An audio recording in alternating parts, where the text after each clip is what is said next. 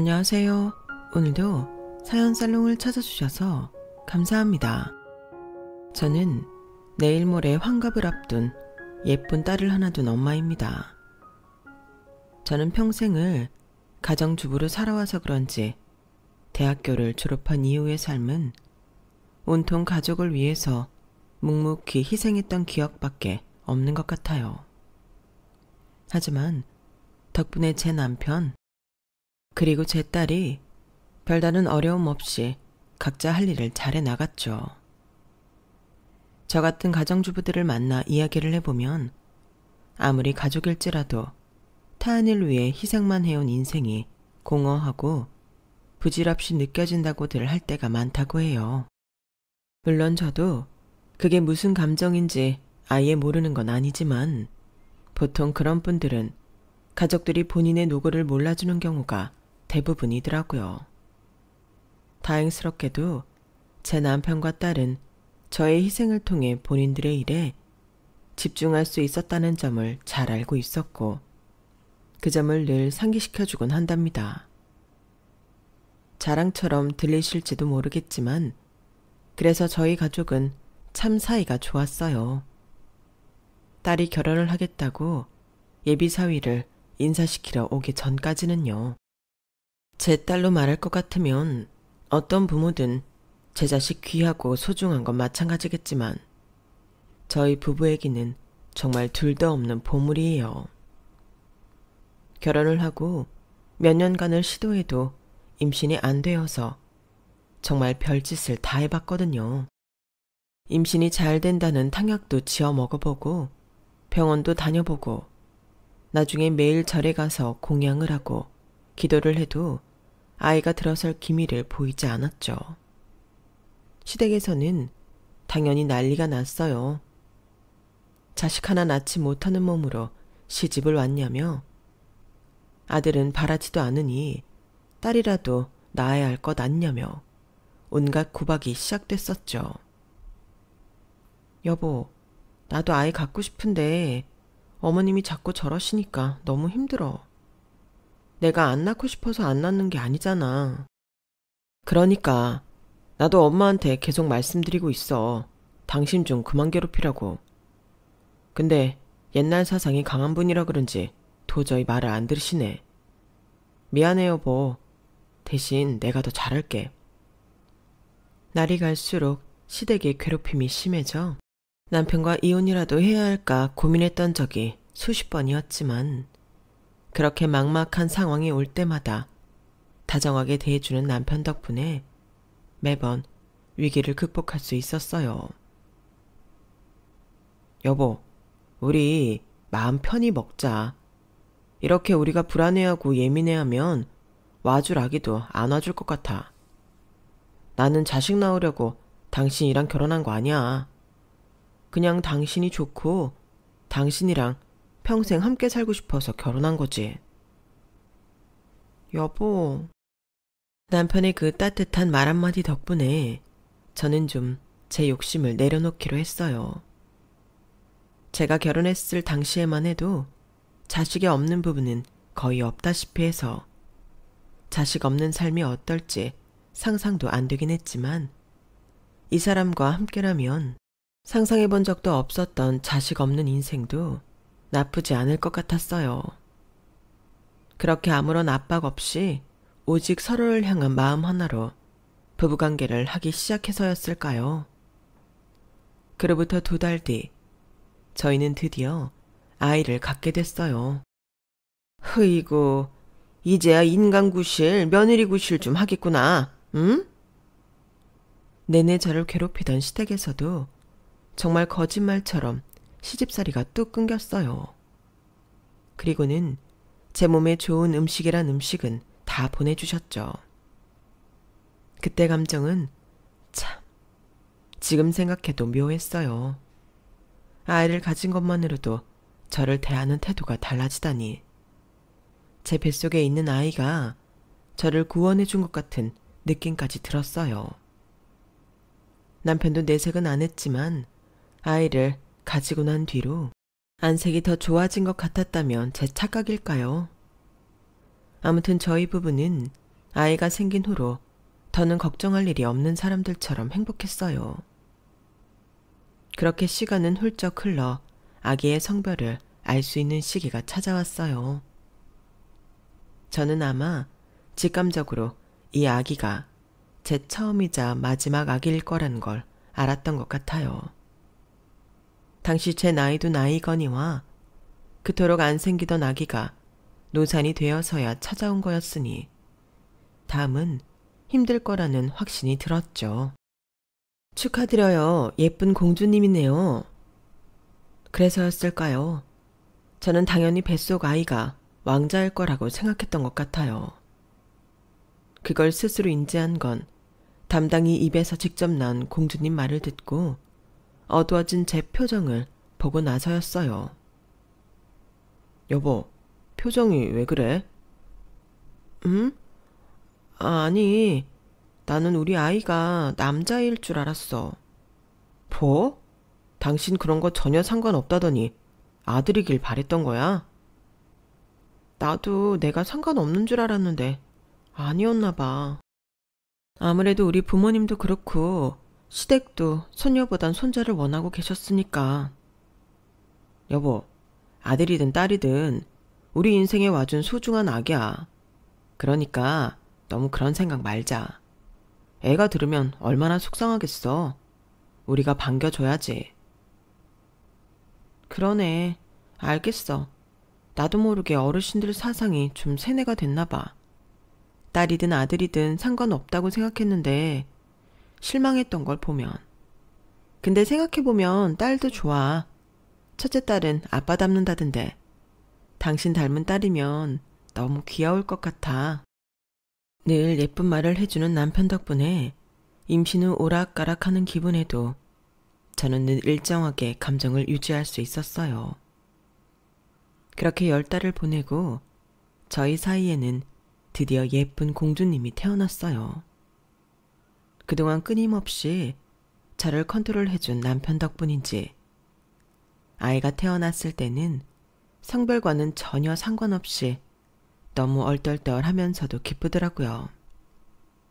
막상 낳아보니 제 뱃속에 품고 있던 아이가 정말 이 아이였는지 신기하면서도 전엔 한 번도 느껴본 적 없던 모성애가 마구 샘솟는 느낌이었어요. 신기하게도 정말 첫째 딸은 아빠를 닮는 모양인지 제 딸은 남편을 쏙 빼닮은 이목구비로 태어났어요. 유전이 무섭긴 무서운 모양인지 그렇게 어렵게 임신했는데 결국 딸이냐며 비아냥대던 시댁에서도 제 아들을 쏙 빼닮은 손녀를 보더니 눈에서 꿀이 뚝뚝 떨어지더라고요. 아유, 우리 성민이 어린 시절을 꼭 빼닮았네. 너 어릴 때 이렇게 딱 이쁘게 생겼었는데. 걱정했던 것과는 달리 너무 딸을 예뻐해 주시는 시댁 덕분에 저도 한시름을 놨어요. 또 그것과는 별개로 아이가 너무 예쁘고 소중해서 꿈같은 하루하루를 보냈죠.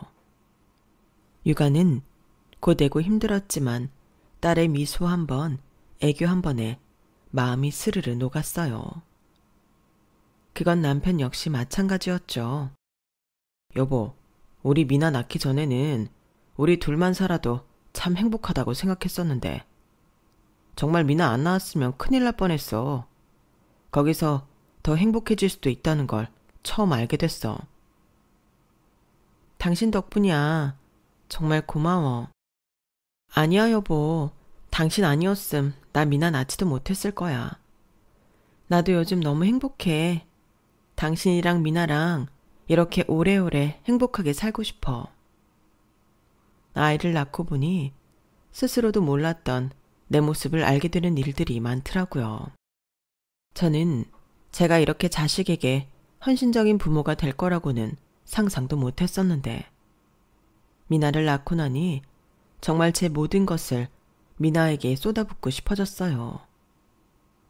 딸이 태어난 후론 저도 제 남편도 딸을 위해 정말 눈코 뜰 새 없이 열심히 살았어요.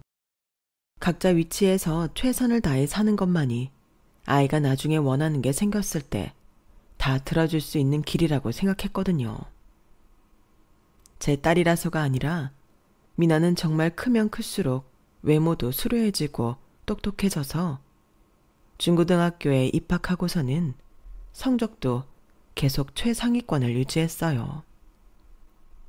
남들은 한 번씩은 애먹는다던 사춘기 시절도 어쩜 이럴까 싶을 정도로 조용하게 지나갔죠.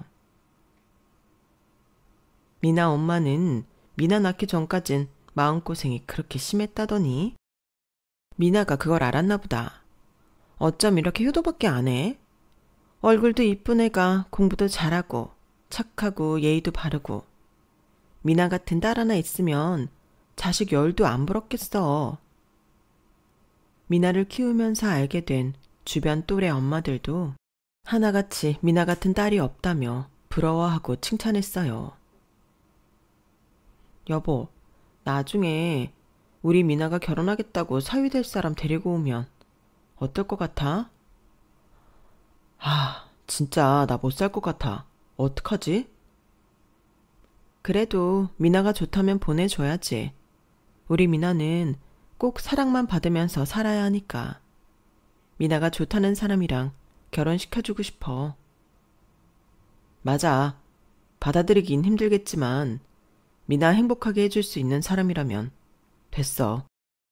남편과 이런 대화를 나눌 때만 해도 미나가 고등학생이라서 그런 날은 정말 멀게만 느껴졌어요. 하지만 세월이 어찌나 야속한지 시간은 빠르게 흘러 정신을 차려보니 제 딸이 결혼 정년기를 지나가고 있더라고요.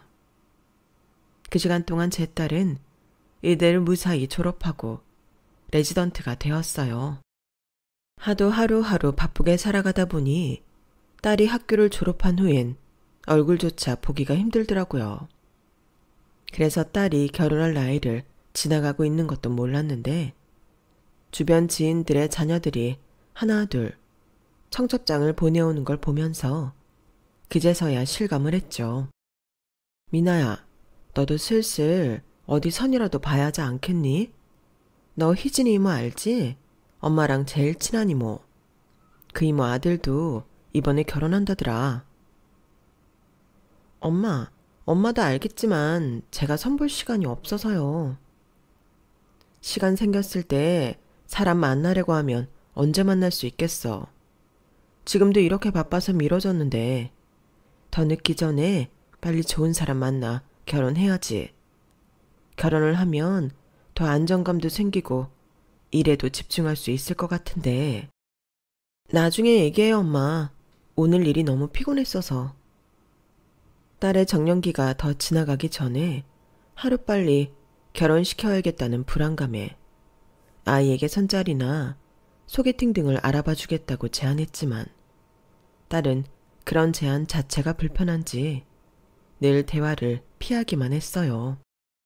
이러면 안 된다는 걸 잘 알고는 있었지만 딸이 대화를 피하면 피할수록 더욱더 조급해지더라고요. 그러다 보니 늘 사이 좋았던 딸과 갈등이 생기기 시작했죠. 언제까지 나중나중 할 거야. 이미 네 나이에 결혼할 사람은 다 결혼했어. 그동안 공부하고 일하느라 연애 못한 건 엄마도 이해해. 하지만 언제까지고 미룰 수는 없잖니. 젊은 시절은 한때뿐인데. 그건 저도 알지만 조건 맞는 사람이랑 억지로 만나서 동맹 맺듯 결혼하는 것보단 좋아하는 사람이랑 살고 싶어요, 엄마. 엄마도 네가 그렇게 동맹 맺듯이 결혼하는 걸 원하는 게 아니야. 네가 통 사람 만날 생각을 안 하니 선자리라도 알아봐 주려는 거지. 하루는 너무 답답한 마음에 언성을 높였더니 딸이 약간 주눅이 든 것 같더라고요. 늘 제 자랑이기만 했던 딸의 그런 모습을 보니 마음이 약해지긴 했지만 오늘 이 대화를 끝내야겠다는 생각이 먼저 들었어요. 그랬더니 딸이 결국엔 먼저 입을 열더라고요. 엄마, 사실은 저 결혼하고 싶은 사람이 있긴 있어요. 뭐라고? 너 연애를 하고 있었던 거야? 누군데? 어떤 사람인데? 엄마도 아는 사람이야? 워낙 바쁘게 살던 딸이었던지라 사람을 만난다면 병원 사람이겠거니 싶었어요. 그게 아니면 정말 딸의 일정상 사람을 만날 수가 없었거든요. 병원 사람이라면 같은 의사거나 못해도 비율은 적지만 남자 간호사겠거니 생각했어요.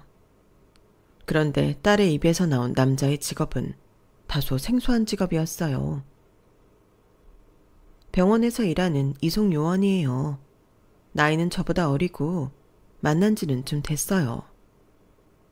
저는 그때까지도 저나 가족이나 대학병원에 입원해 본 적이 없어서인지 병원 이송요원이 뭐하는 직업인지 정확히 모르겠더라고요.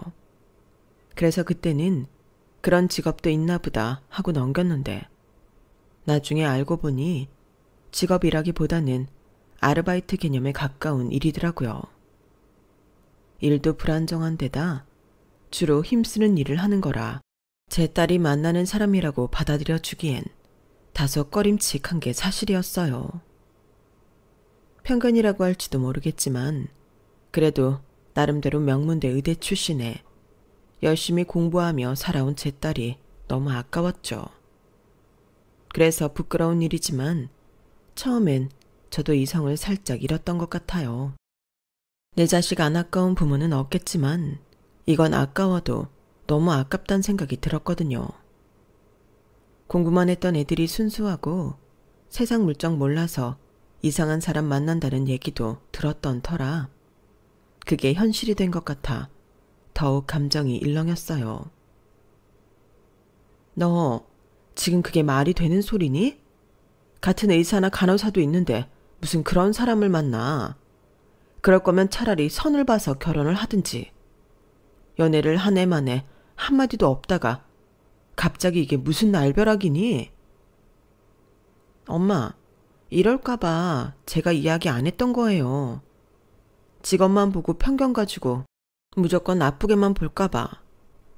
엄마가 뭘 걱정하시는지는 알겠는데 저는 이 사람 아니면 안 돼요. 제가 힘들 때 누구보다 제 곁에서 응원해주고 지켜봐준 사람이에요. 저는 이 사람 아니면 결혼 안 할 거예요. 엄마 아빠가 결혼 반대하시면 결혼 안 할게요. 대신 저도 이 사람이랑 못 헤어져요. 세상에, 내가 너를 어떻게 키웠는데 나랑 네 아빠가 너 부족한 것 없이 키우려고 얼마나 노력했는지 알면서 그런 소리를 해. 네가 알면 이런 소리 못하지. 누가 같은 의사 데려오라 했니? 재벌집 아들을 만나라 했니? 그래도 어느 정도 수준은 맞아야 할 거 아니야. 그게 그렇게 쉬운 일이 아니에요, 엄마. 저라고 사람 만날 곳은 병원밖에 없는데 의사들은 하도 붙어 지내서 실체를 아니까 좋아할 만한 사람이 없고 제 기준에 괜찮고 만나보고 싶은 사람이 그 사람밖에 없었는데 어떡하라고요. 됐어요. 어차피 엄마 아빠한테 인정받고 싶어서 이야기한 거 아니에요. 엄마가 하도 선보라고 하시니까 저는 만나는 사람이 있어서 못 본다는 얘기를 하고 싶어서 말씀드린 거예요. 그냥 저 좀 내버려 두세요. 지금 이 사람 만나서 안정이 찾은 지도 얼마 안 됐는데 심적으로 다시 힘들어지고 싶지 않아요. 그날은 딸과 정말 대판 싸웠어요. 집으로 돌아온 남편이 전에 없을 정도로 싸해진 집안 분위기에 놀랐을 정도였으니까요. 하지만 저도 제 뜻을 굽힐 수는 없었어요. 직업만 가지고 사람을 평가하고 싶진 않았지만 딸이 적어도 평생을 기대고 살 수 있는 듬직한 면은 갖고 있었으면 했어요. 하지만 그런 불안정한 직업으로는 딸이 기대기는커녕 업고 살아야 할 것만 같았죠. 게다가 보통 의사쯤 되는 다른 집 아이들은 노는 물이 틀리니 보는 눈도 같이 높아져 본인 스스로가 알아서 비슷한 레벨의 직업을 만나던데 제 딸은 한참 미치지도 못하는 직업의 남자를 만난다고 하니 도무지 이해가 되지 않았어요. 매일 딸과 냉전을 벌이고 있으니 저도 딸도 점점 지쳐갔어요. 보이지 않는 무언가가 저희 사이를 끊임없이 갉아먹고 있는 것 같은 기분이 들었죠. 하루는 보다 못한 남편이 저를 타이르기 시작했어요.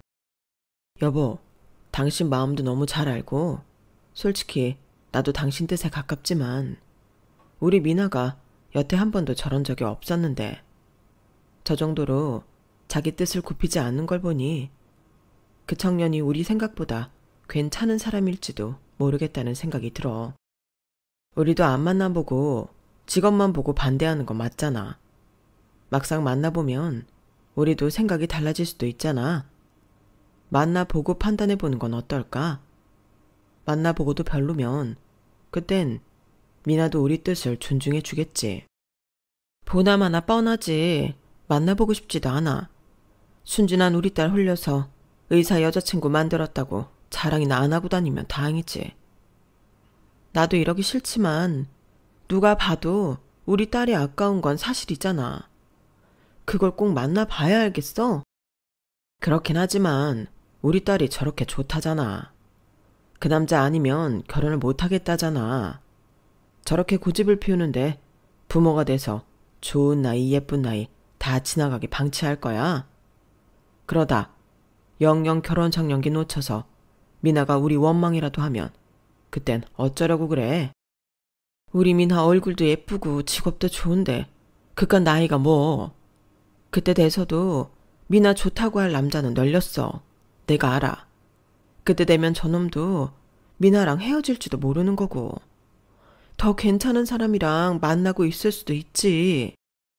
나도 거기에 희망을 걸어보고 싶지만 미나가 어디 가서 일부러 사람을 만나러 다닐 애도 아니고 저렇게 우리한테 누가 좋다고 말한 건 처음이잖아.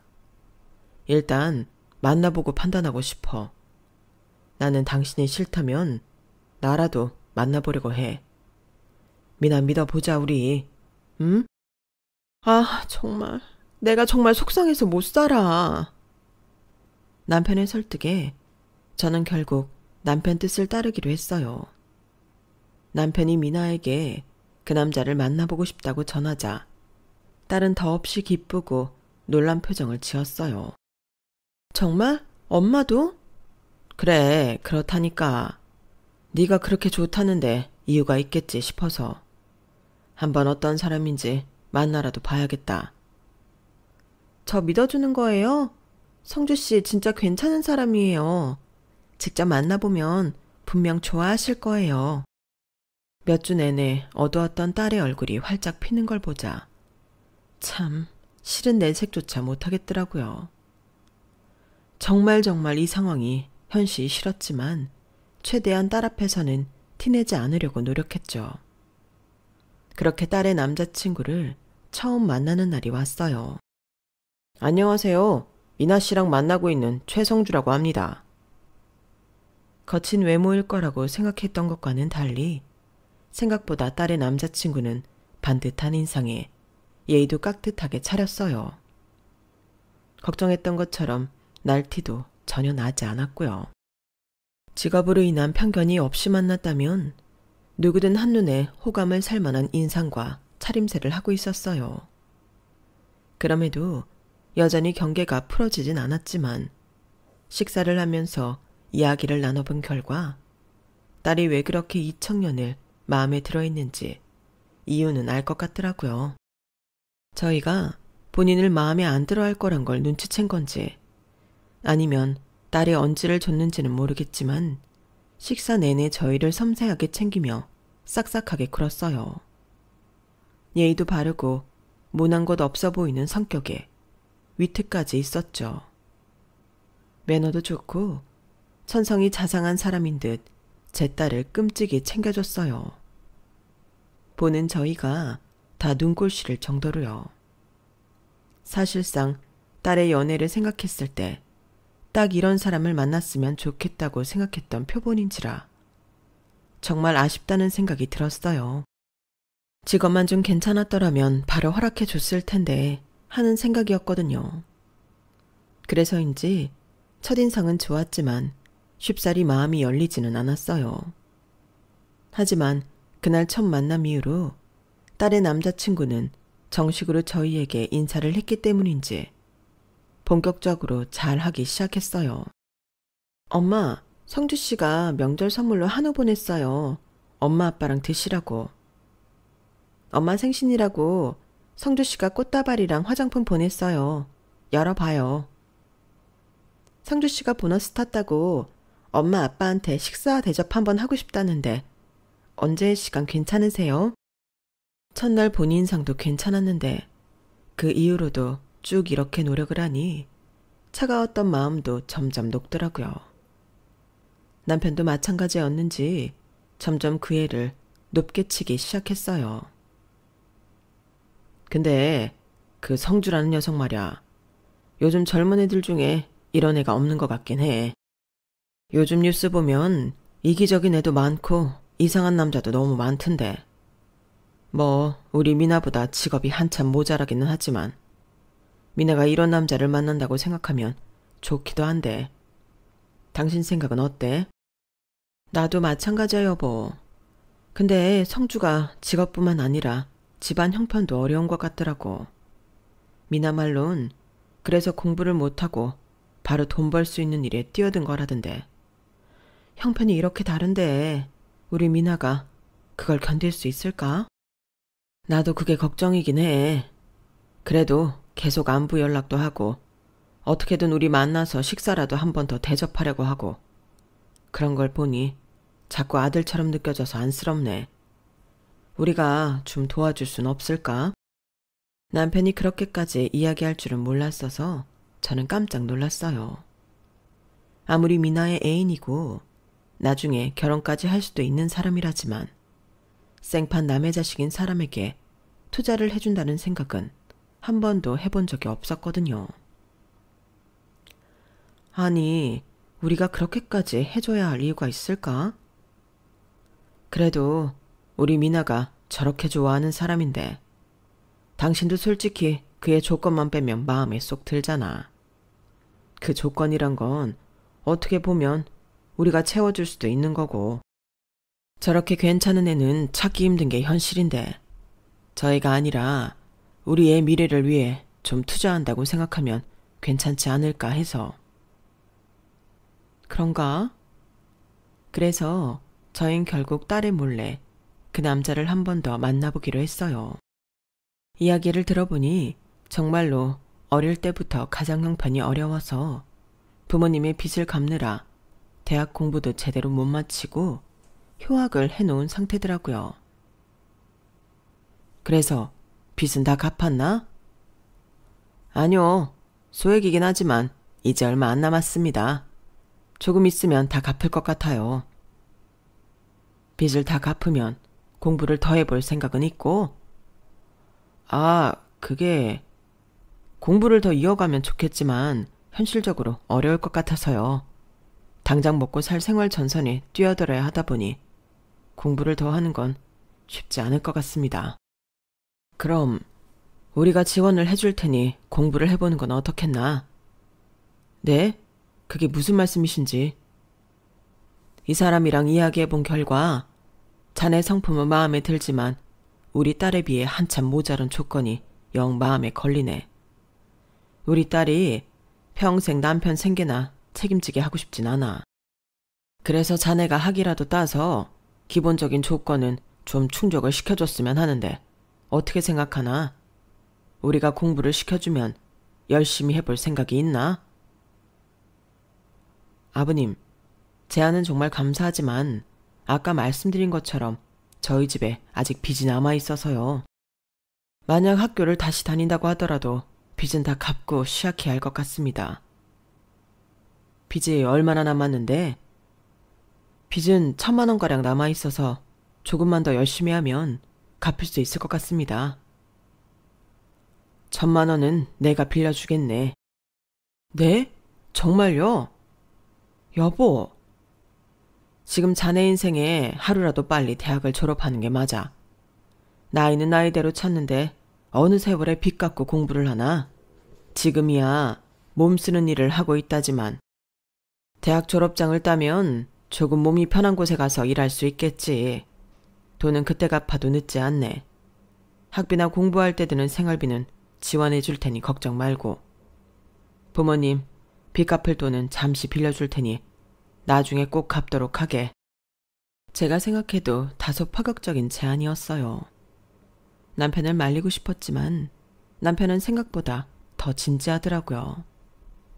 남편이 평생을 열심히 일해서 번 돈을 이렇게 써도 되는 건가 싶었지만 식사가 끝나고 돌아오는 길에 남편이 하는 말을 들어보니 납득이 가긴 하더라고요. 우리가 평생 저 친구 능력 안 된다고 미워하는 것보단 차라리 조금 투자해서 인간 만들어 놓는 게 나아.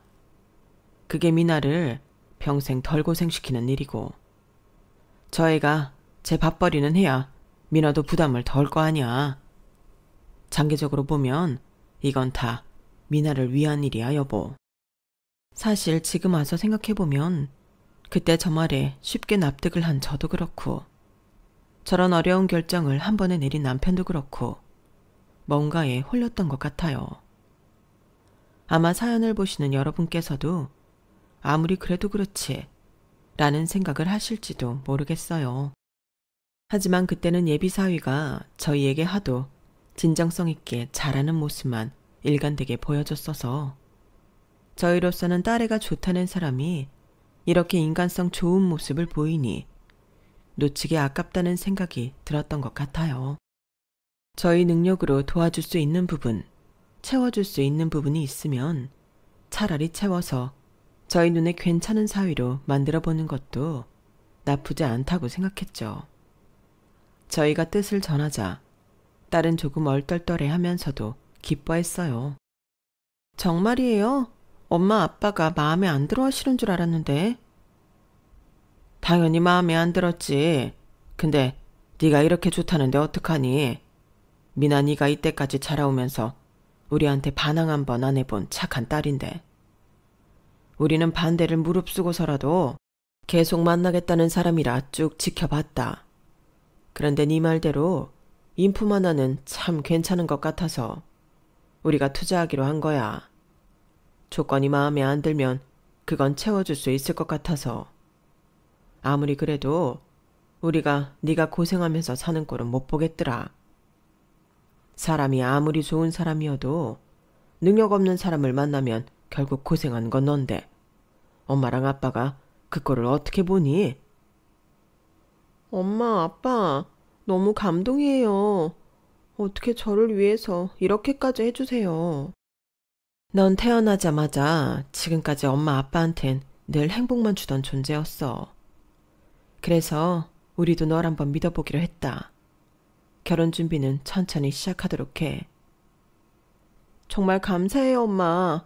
저 진짜 상주 씨랑 열심히 행복하게 살아볼게요. 그래, 꼭 그래야 한다.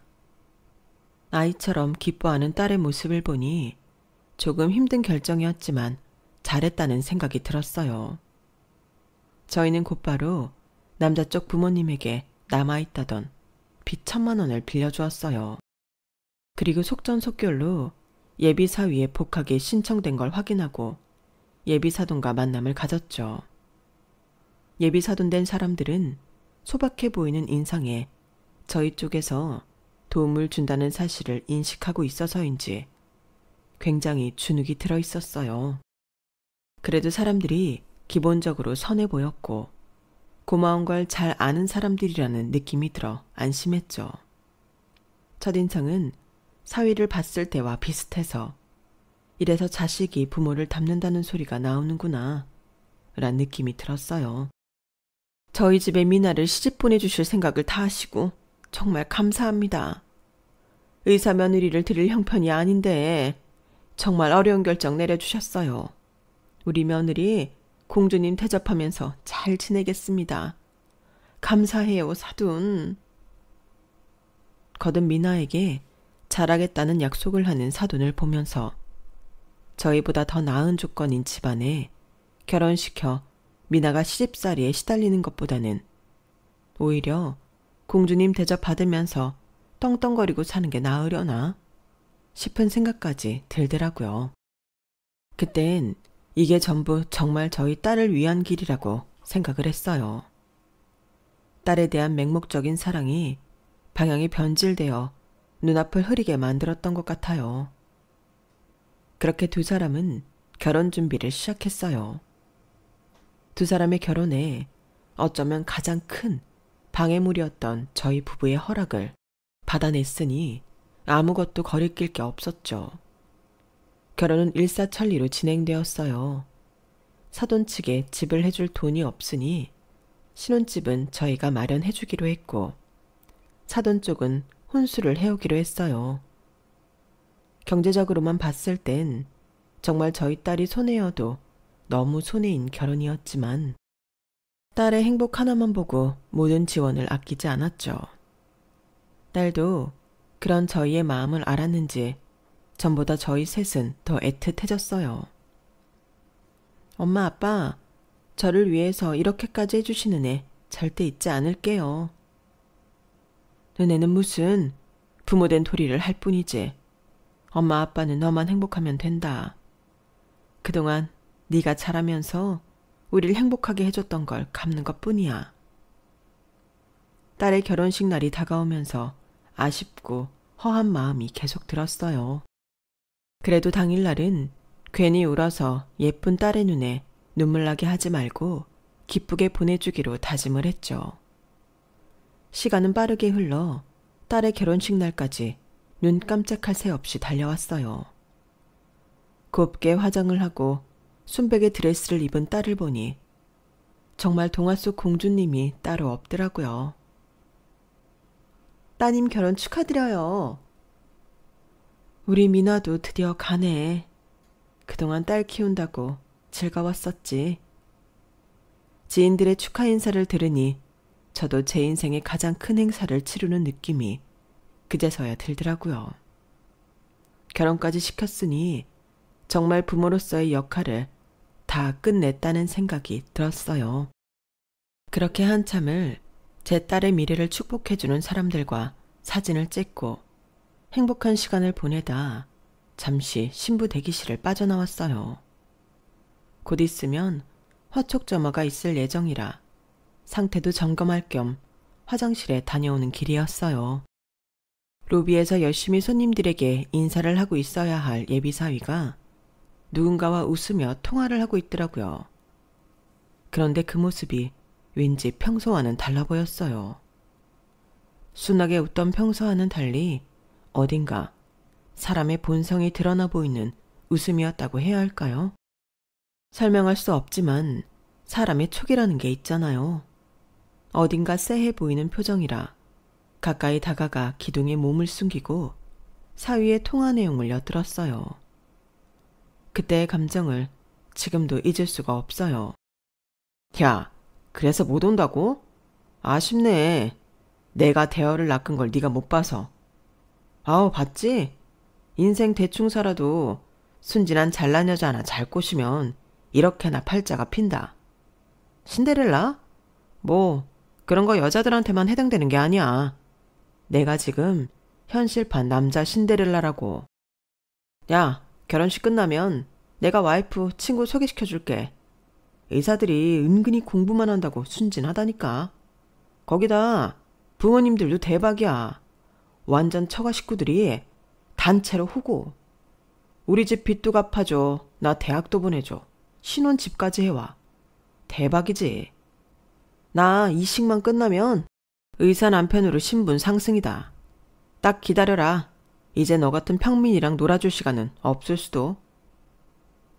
뭐가 그렇게 재미난지 전에는 본 적 없이 천박하게 웃어대는 꼴을 보니 속에서 천불이 난다는 말이 살면서 그렇게 실감나는 순간이 없었어요. 당장이라도 다가가 예비사위놈의 머리통을 깨고 싶었지만 갑자기 다가온 웨딩홀 직원 때문에 그럴 순 없었죠. 신부 어머님, 곧 화촉점화가 시작되십니다. 그때 예비사위와 눈이 마주쳤어요. 제가 생각보다 가까운 곳에 있었다는 사실을 깨닫고 얼굴이 순식간에 하얗게 질리더군요. 저는 정말 눈으로 할 수 있는 최대의 욕은 다 표현한 것 같았어요. 몸은 화촉점화를 진행하러 가고 있었지만 머리로는 어떻게 하면 이 결혼을 바로 엎어버릴 수 있을까? 그 생각뿐이었죠. 사돈, 정말 이런 며느리를 얻게 되어 너무 기쁘네요. 저희가 앞으로 정말 잘하겠습니다. 화촉점화를 하러 입장하기 전 예비 사돈이 그러더라고요. 기가 막혀 코웃음이 나왔어요. 미안하지만 내 딸 며느리로 보낼 생각 없어요. 네? 그게 무슨 말씀이세요? 당신 아들이 친구랑 통화하는 걸 들어버렸거든. 우리 집을 아주 호구로 알던데. 사돈, 뭘 들으셨는지 모르겠지만 그건 오해. 사돈의 변명이 시작되기도 전에 화촉점화가 먼저 시작이 됐어요. 저는 이를 악물고 진행했고 어느 타이밍에 이 결혼을 반대해야 할지 머릿속에 생각이 가득했죠. 화촉점화가 끝나자 신랑이 입장을 했고 예비 사돈은 안절부절 못하며 제 눈치만 봤어요. 신랑이 입장하자 제 남편이 딸의 손을 잡고 등장하더라고요. 그 모습을 보니 눈물이 쏟아질 뻔한 걸 꾹 참았어요. 남편이 딸의 손을 잡고 버진로드를 걸어 딸의 손을 사위에게 넘겨주려는 순간이었어요. 그 순간만큼은 도저히 못 참겠더라고요. 그래서 저는 버진로드에 난입해 사위에게 넘겨주려는 손을 제가 대신 붙잡았어요. 결혼식장 분위기는 순식간에 싸해졌죠. 엄마, 지금 뭐 하시는 거예요? 저는 딸의 손을 잡고는 예비 사회를 밀쳐 버진로드 끝까지 걸었어요. 그리고는 사회자의 옆에가 마이크를 빼서 들었죠. 안녕하세요. 신부 엄마입니다. 이 좋은 날 축하를 해주러 오신 여러분께는 정말 죄송하지만 이 결혼은 없던 일로 해야겠습니다. 네? 그게 무슨... 저와 남편은 이 결혼이 제 딸에게 너무나 큰 손해라는 걸 알면서도 딸의 순수한 마음과 행복을 지켜주기 위해 많은 투자를 거쳐 사위를 좀 더 나은 사람으로 만들려는 각오까지 감행하면서 결혼을 시켜주려고 했습니다. 딸의 안목을 믿고 오로지 딸의 앞으로의 행복만 생각하고 내린 무리한 결정이었어요. 하지만 저는 결혼식이 시작되기 전 사위가 처가를 호구 취급하고 제 딸을 자신의 신분 상승의 트로피로 여기는 친구와의 통화를 들어버렸습니다. 제가 생각했던 사위는 비록 조건은 좋지 않지만 끊임없이 제 딸을 행복하게 만들어주기 위해 노력하는 선한 사람이었습니다. 하지만 결혼 직전 사위의 실체를 알아버린 이상 이 결혼은 허락 못할 것 같습니다. 먼 길 와주신 손님들겐 나중에 따로 사례하겠습니다. 죄송합니다. 결혼식장은 그야말로 아수라장이 되었어요. 혼란에 휩싸인 사람들을 두고 저는 딸의 손을 잡고 버진로드를 다시 거꾸로 걸어 퇴장했어요. 딸은 무슨 말을 들은 건지 혼란스러워했고 이 상황을 제대로 이해조차 못하더라고요. 어쨌든 저는 저런 사위에게 속아 저희 집 재산을 바보같이 빨대 꽂힐 뻔한 점과 딸에게 본성을 숨기고 있었다는 점이 너무 괘씸해서 제 선택에 후회는 없었어요. 결혼식은 그렇게 제 일방적인 반대 통보로 흐지부지 끝나버렸고 저는 딸의 원망도 각오하고 있었지만 의외로 딸은 제게 싫다는 소리는 한마디도 하지 않았어요. 내 결혼식이 이렇게 끝나버릴 줄은 상상도 못했네. 미안해. 엄마가 말도 안 하고 그렇게 끝내버려서. 그런데 그놈이 네 손을 넘겨받는 걸 가만히 보고 있을 수가 없었어. 아니에요, 엄마. 엄마가 나 구제해 준 거지. 난 그 사람이 그런 종류의 사람일 거라곤 상상도 못했어요. 엄마 아빠가 자기를 위해 얼마나 투자했는데 괘씸한 인간. 엄마 원망 안 해? 엄마를 왜 원망해요? 엄마가 저를 위해 어떻게 해주려고 했는지 다 아는데. 그때 그렇게까지 나서서 반대하신 거면 그만한 이유가 있겠지 싶었어요. 남편일 뻔한 놈한테 배신감도 크게 들었고요. 그래도 한 번에 이해해주기 힘든 상황이었을 텐데 엄마 믿어줘서 고맙다. 엄마가 하는 선택이 항상 절 위한 선택인 걸 이젠 저도 아니까요. 태어나서부터 제게 행복만 줬던 제 딸. 그런 딸이 어떻게 이렇게 부모 마음까지 잘 알고 그런 예쁜 말로 저를 위로하는지 눈물이 났어요. 그리고 그때 그런 무모한 짓까지 하면서라도 딸의 결혼을 막은 게 참 다행이라는 생각이 들었어요. 그 후로 예비 시댁이었던 인간들에게서 엄청난 전화가 쏟아져 오고 사위놈은 집 앞에 와서 무릎을 꿇고 눈물을 흘리는 쇼까지 했었지만 제 마음은 변하지 않았어요. 저는 1,000만 원을 빌려줄 때 쓴 차용증을 들이밀며 빚이나 갚으라고 했고 대학교 지원은 다 없었던 일이 됐으며 신혼집은 딸 명의로 해놓은 터라 혼수를 다 사돈댁 주소로 돌려보내고 사위를 쫓아냈어요.